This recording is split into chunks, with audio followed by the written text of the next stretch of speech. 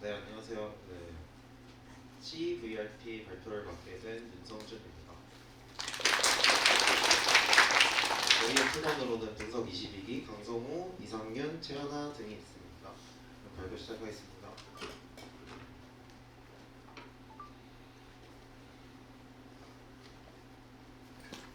네, 우선 목차는 이렇게 됩니다. 첫 번째로 리서치 백그라운드, 그다음 모티베이션, 리서치 프로세스, 메소로지, 익스페리먼트 앤 컨클루전 순으로 발표를 진행할 예정입니다. 일단 촬영 경로 최적화 자체가 조합 최적화 문제 일부이므로 조합 최적화에 대한 리서치 백그라운드를 먼저 설명드리고 저희의 연구 모티브가 된 배경에 대해서 설명드리고 그리고 저희가 총 한 3개 정도의 시도를 했었는데 그 앞에 두 개의 시도에 대해서 실패한 거에 대해서 말을 드리고 최종적으로 저희가 컨트리뷰션 한 거에 대해서 말을 드릴 예정입니다. 그리고 그 컨트리뷰션을 어떠한 메솔로지를 이용해서 진행을 했고 그리고 익스페리먼트랑 저희가 생각했을 때 저희 프로젝트의 한계에 대해서 말을 드려볼 예정입니다. 네, 우선 조합 최적화에 대해 먼저 설명드리겠습니다. 아마 조합 최적화에 대해서 들어보신 분도 있으시고 안 들어보신 분들도 있을 건데 굉장히 좀 마이너한 분야입니다. 일단 조합 최적화란 유한한 가능의 집합에서 최적의 해를 찾는 문제인데 조합 최적화가 그럼 어디에 쓰이냐? 물류, 통신, 재료 등 스케줄링이나 스케줄링 분야에서 많이 쓰입니다. 시퀀셜한 디시전이 필요할 때 그러한 모든 분야를 조합 최적화로 모델링을 할 수 있습니다. 근데 조합 최적화의 특징으로는 문제의 크기가 커질수록 해결이 어려워진다는 단점이 있습니다. 근데 이렇게만 말을 드리면 조합 최적화가 뭔지 감이 잘 안 오실 것 같아서 조합 최적화 예시 3개를 설명드리고 저희가 푼 문제 환경에 대해서 설명드리겠습니다. 일단 대표적인 조합 최적화 문제들입니다. 우선 첫 번째로 웹헌원 문제가 있고 두 번째 그래프 색칠 문제, 그 다음 세 번째 차량 경로 최적화 문제가 있습니다. 하나하나 간단히 설명드리고 넘어가겠습니다. 아마 TSP 문제는 알고리즘이나 컴퓨터공학을 전공하신 분들은 좀 많이 들어보셨을 것 같습니다. 유한한 모든 도시를 한 번씩 방문하는 차량 경로를 찾는 문제입니다. 그리고 두 번째 그래프 컬러링 문제는 중심 노드에서 인접한 정점들이 다른 색을 갖도록 정점을 색칠하는 문제이고 마지막으로 저희가 푼 환경인 차량 경로 문제는 여러 대의 차량을 이용해 고객에게 상품을 배달하는 최적의 경로를 찾는 문제입니다. 여기 VRP 안에서도 다양한 VRP들이 많은데 저희는 그 중에서 CVRP랑 CVRP-TW라는 환경에 대해서 실험을 진행하였습니다. CVRP랑 CVRP-TW에 대해 설명드리겠습니다. 그 전에 VRP에 대해서 좀 더 설명드리고 CVRP, CVRP-TW에 대해 설명드리겠습니다. 일단 저희는 그 제약 조건에 대한 인베딩을 진행을 하였기 때문에 아마 들으시는 분들은 제약 조건에 대한 이해가 필요합니다.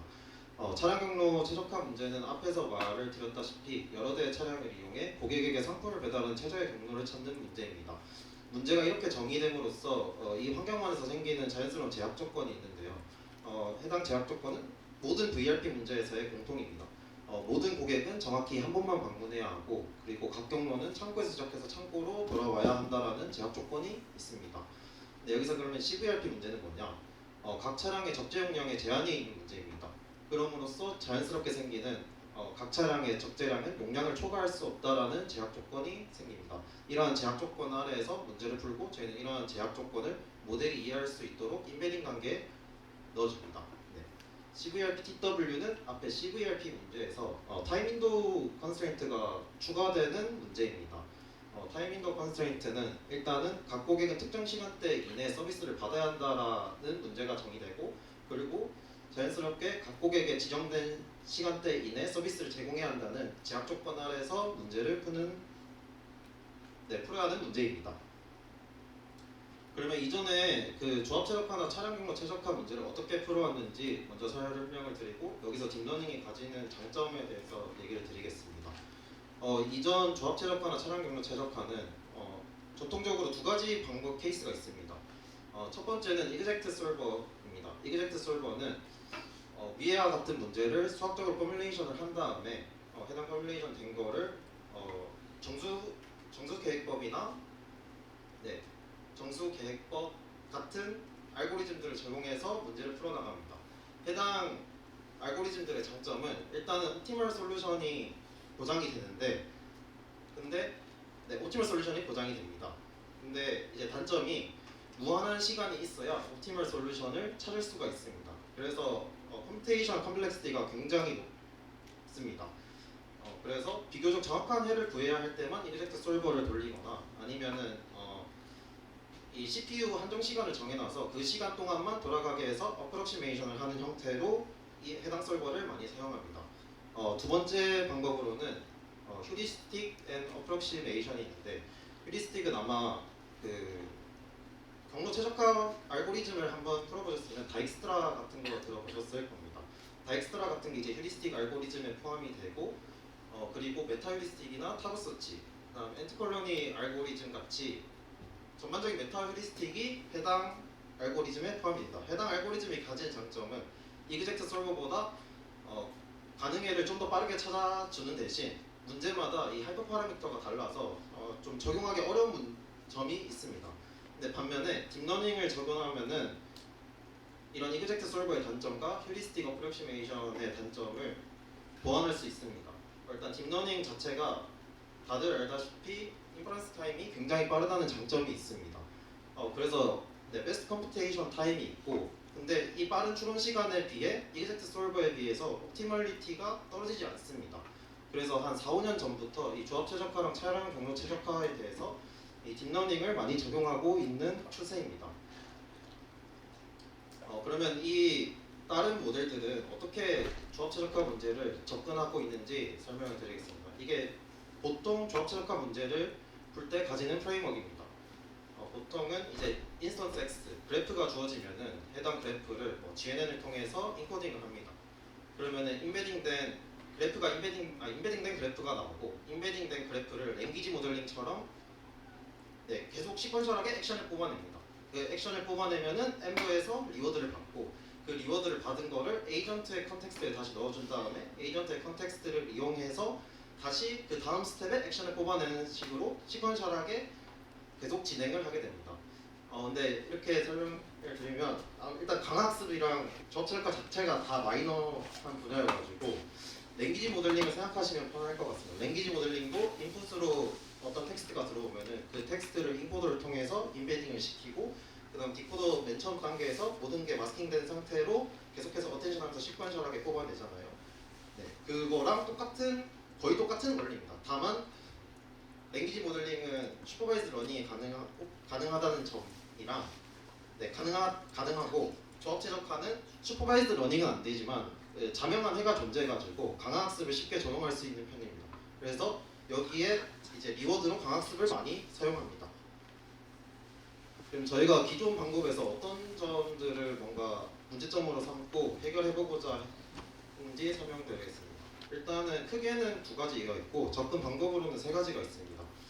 일단 첫 번째로는 아무래도 어텐션을 쓰다 보니까 어텐션 윈도우의 영향을 많이 받습니다. 그래서 일단 스케일러빌리티가 저하라기보다 스케일러빌리티가 떨어집니다.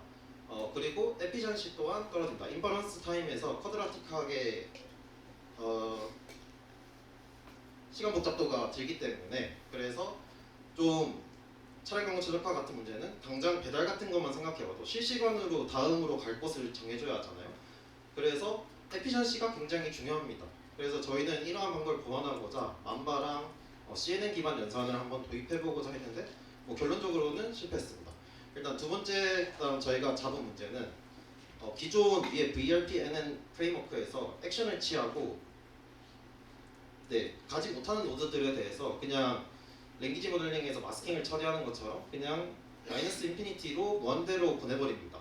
그래서 단순하게 모든 게 마스킹되는 이유가 다름에도 불구하고 모든 것을 단순하게 마스킹을 처리를 합니다. 근데 이렇게 되면 문제가 뭐냐면은 일단은 일반화 성능이 저하되고 그래프를 약간 암기하는 형식으로 학습이 될 수 있습니다. 그리고 RL 자체가 로컬 옵티마에 빠지기가 좀 쉽습니다. 그 모드 콜랩스라는 현상이 있는데, 특히 디스크리트한 환경에서 어떠한 액션을 취해서 그 액션에 리워드를 많이 준다라고 생각이 들면은 그 액션만 취하는 현상이 있습니다. 근데 여기에 저희가 컨스트레인트에 대한 컨텍스트를 주면은 좀 더 일반화 성능을 향상시킬 수 있지 않을까라고 생각을 했습니다. 네, 그렇습니다. 일단 우선은 첫 번째 문제에 대해서 저희가 실패한 것에 대해 먼저 알려드리겠습니다.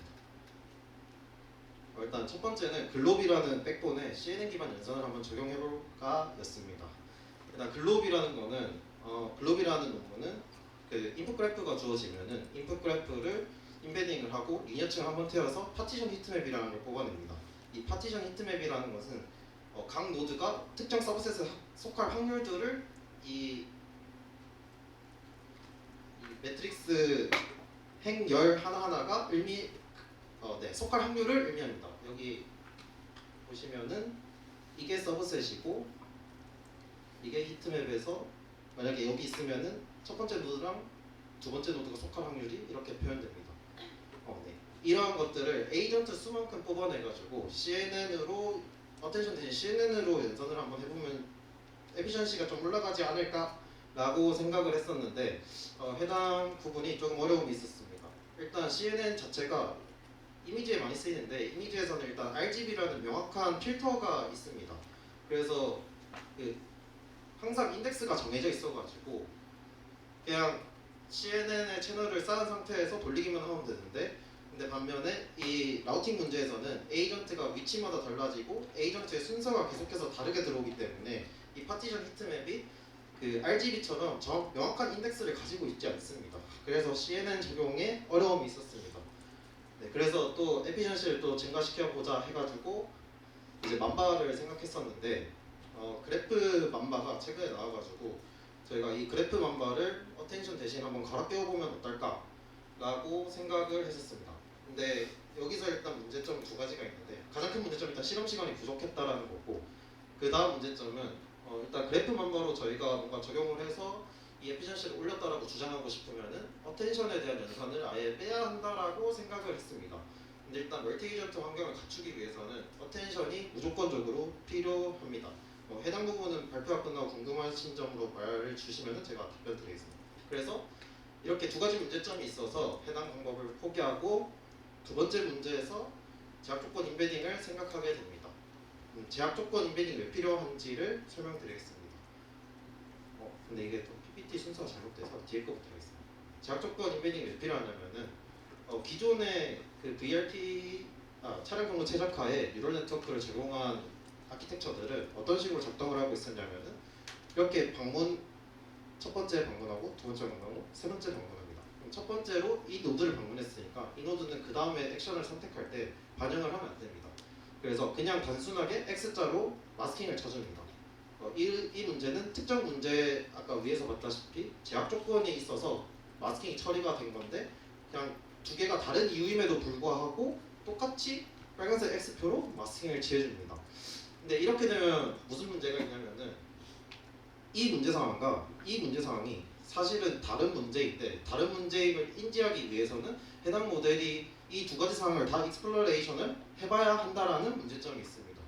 그래서 저희는 이 액션을 취함으로써 생기는 제약 조건을 에이전트 인베딩 단계에 고려를 해줘가지고 이 에이전트가 액션을 취했을 때 제약 조건이 이렇게 변하는구나 라는 것을 인지시켜주기 위해서 제약 조건 인베딩을 하고자 하였습니다. 그래서 기대하는 잠시만요. 그 방법이 위와 같습니다. 이렇게 액션을 취하면은 제약 조건이 된 이후에 된 것을 이 인코더 나온 단계에서 에이전트의 컨텍스트에 결합을 해가지고 디코더로 뽑아내는 형태로 반영을 해줬습니다. 그래서 이것을 통해서 저희가 무엇을 기대했느냐? 일단 첫 번째로 제약 조건의 다양한 문맥을 고려해야 한다는 문제점을 처음으로 제시를 했고 일단 이전 논문에서는 이런 식으로 접근을 한 논문이 하나도 없었습니다. 그리고 두 번째로 액션에 따른 제약 조건 간의 상호작용을 학습 가능한 인베딩으로 모델링하는 새로운 방법론을 제안했습니다. 그리고 세 번째로는 다양한 제약 조건 하에서 높은 일반화 성능을 달성할 거라고 생각했고 그리고 아까 말했다시피 탐험을 좀 덜 할 수 있기 때문에 학습 안정성 또한 증가할 거라고 생각했습니다. 그렇습니다. 그래서 그러면 이 제약 조건을 어떻게 인베딩을 해줬냐인데 아까 그 마스킹 리즌을 뽑은 거를 마스킹 리즌을 리니어층을 태우거나 웨이티드 썸을 해가지고 해당 정보를 압축적으로 에이전트의 컨텍스트에 결합해서 그거를 디코더의 쿼리로 썼습니다. 네, 이게 끝입니다. 엄청 단순한 방법으로 접근을 했습니다. 그래서 결과는 이렇습니다. 이게 사실 갭 차이가 그렇게 크게 안 나 보이는데 일단은 노드 자체가 그 0과 1 노드의 좌표 자체가 0과 1 사이로 노멀라이제이션 된 다음의 결과입니다. 그러니까 모드 한 개 정도를 덜 방문해도 될 만큼의 성능 향상이 있었습니다. 그리고 저희가 학습 안정성이 개선될 거라고 생각을 했었는데 실제로 학습 안정성 또한 개선이 되었습니다. 이 초록 색깔이 기존의 방법론이고 이 노란색과 파란색이 각각 저희가 제약 조건을 인베딩 했을 때의 결과입니다. 초록 색깔을 보면은 플럭츄레이션이 굉장히 심한 데에 비해 노란색과 이 파란색은 굉장히 안정적으로 증가하는 것을 볼 수 있습니다. 하지만 이러한 방법도 문제가 있습니다. 일단 모든 스텝에 대한 정보를 고정된 크기의 벡터에 넣기 때문에 정보 손실이 존재합니다. 그리고 제약 조건에 대한 로스 펑션을 새롭게 정의하지 않았기 때문에 이게 제약 조건에 대해 진짜로 명시적으로 학습하는 게 맞는지 한번 확인해 볼 필요가 있습니다. 그리고 액션에 따른 제약 조건의 변화를 살피고자 하였는데 웨이티드랑 리니어 방법론 자체가 한계가 있습니다. 저희가 사실 기대했던 거는 웨이티드랑 리니어 방법론의 결합을 해서 나오는 결과를 기대했는데 사실 이 두 개가 서로 독립적으로 좀 각각 적용해가지고 상호 보완하지 못합니다. 그러니까 웨이티드는 액션에 따른 노드 간의 제약 조건 변화를 잡을 수 있음에 반해 리니어는 해당 부분을 잡지 못합니다. 반면에 리니어는 액션에 따른 한 노드 안에서 제약 조건 간의 상호작용을 인베딩 단계에서 고려할 수 있는데 반해 웨이티드가 고려하는 것을 고려하지 못합니다. 그래서 아마 추후에는 이 웨이티드와 리니어가 둘 다 고려하는 것을 좀 다른 방법으로 접근을 해볼까라고 생각하고 있습니다. 그래서 저희는 6개월간의 여정 끝에 처음에는 터커퍼를 써야겠다라고 굉장히 다들 들떠 있었지만은 일단은 인폼스 TSL이라는 곳에 썼고요. 인폼스라는 게 그 최적화 쪽에서는 탑 저널이긴 한데 근데 아무래도 인공지능이다 보니까 그렇게 높게 쳐주지는 않는 것 같긴 합니다. 근데 올해 그 카이스트 교수님들이 커뮤니티로 이 해당 워크숍을 열어주셔가지고 해당 워크숍에 저희랑 주제도 잘 맞고 해서 제출을 하였습니다. 이상입니다.